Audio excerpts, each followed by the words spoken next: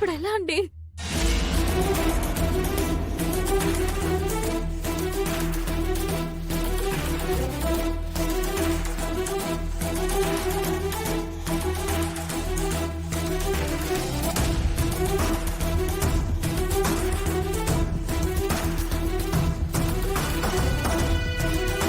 ఇదేనండి?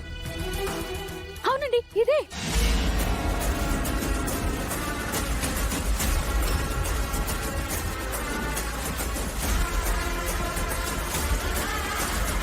సరే మీరు పదండి, అదితి వచ్చేస్తుంది.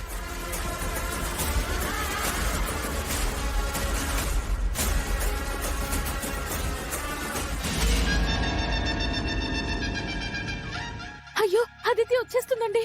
ఇప్పుడు ఎలా?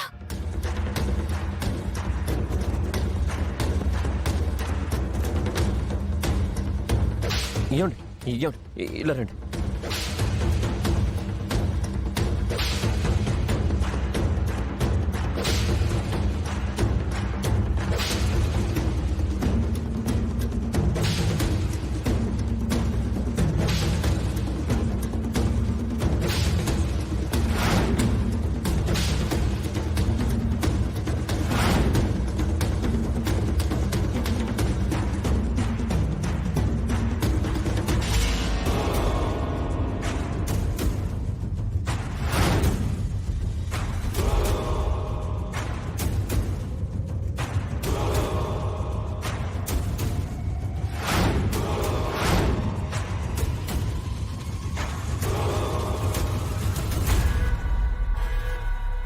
ఇప్పుడు ఇక్కడ లెటర్ లాంటిదేదో చూసానే.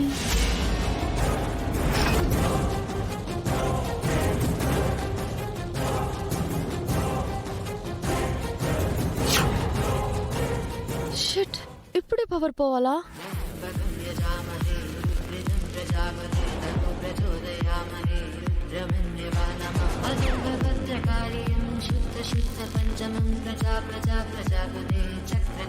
శ్రావ్య, క్యాండిల్ తీసుకుని రా.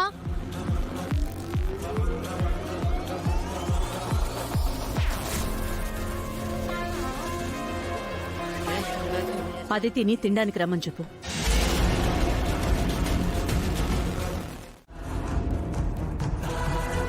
అవునే, ఏ ఇంట్లో అయినా ఏ వంశంలో అయినా కొడుకు కొడుకే వారసుడు.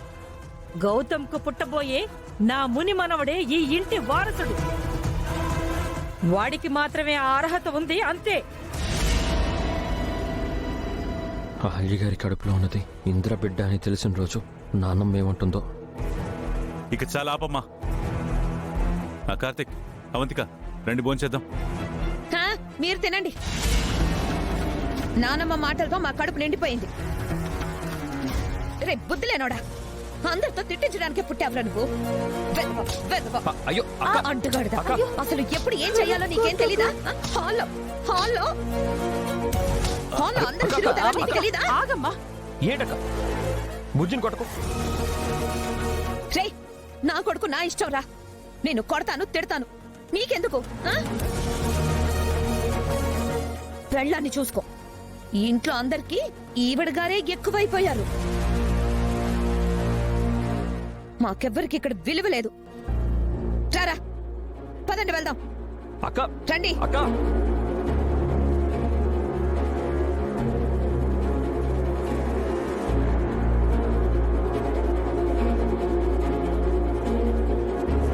అనవసరంగా అవంతికను బాధ పెట్టారు కదత్తయ్యా. బాధపడితే పణ్ణి. గౌతమ్ కొడుకే ఈ ఇంటి వారసుడు, అది అందరికీ తెలియాలి. అలాగే నా ముని మనవణ్ణి మోస్తున్న ఈ పిల్లకి ఏం కాకుండా చూసుకోవాలి, అంతే.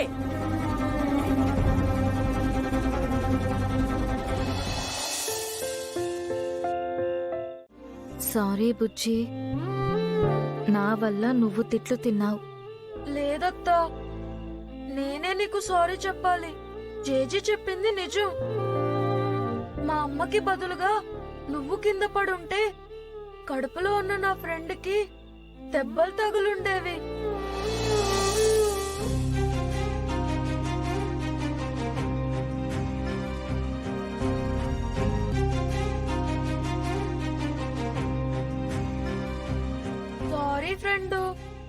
ఇంకెప్పుడు హాల్లో ఆడుకోను.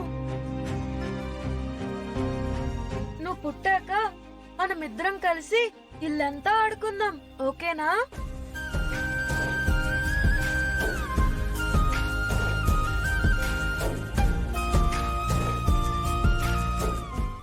నీది ఎంత మంచి మనసు బుజ్జి.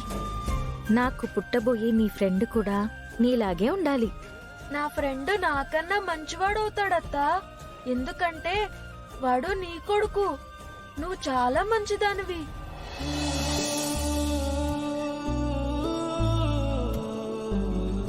సరే, ముందు అన్నం తిను.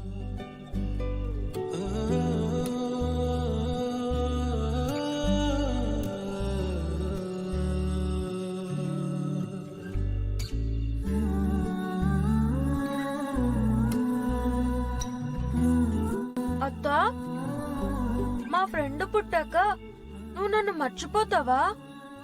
లేదు బుజ్జి, నువ్వు నా పెద్ద కొడుకుతో సమానం. నీ తర్వాతే వాడు. ఎందుకత్తా?